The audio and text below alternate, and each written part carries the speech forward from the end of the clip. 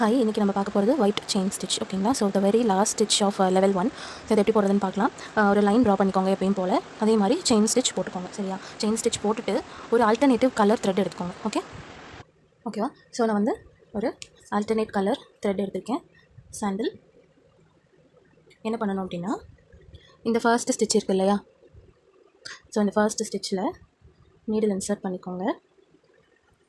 Insert பண்ணிவிட்டு இந்த first chain இருக்குல்ல, இதுக்கு அடியில், அதாவது ஃபேப்ரிக் உள்ளே இல்லை, இதுக்கு அடியில், இந்த த்ரெட்டுக்கு அடியில் அதுக்குள்ளே அப்படி விட்டு இந்த த்ரெட்டை வெளியிடுங்க. சேம் அதே மாதிரி இங்கே இந்த செகண்ட் செயின் இருக்கு இல்லையா, அதுக்குள்ளே விட்டு வெளியிடுங்க.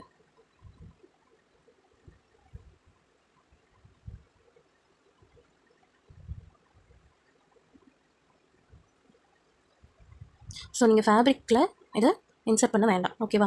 ஒரு செயின் கடியிலையும் இன்சர்ட் பண்ணிங்கன்னா போதும்.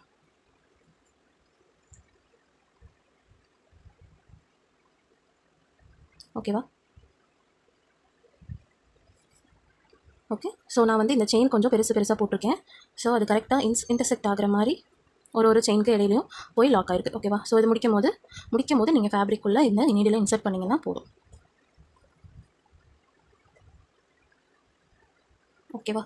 ஸோ ஒரு செயினுக்கு இடையிலையும் இந்த மாதிரி த்ரெட் வந்து இன்டர்செக்ட் ஆகிருக்கும்.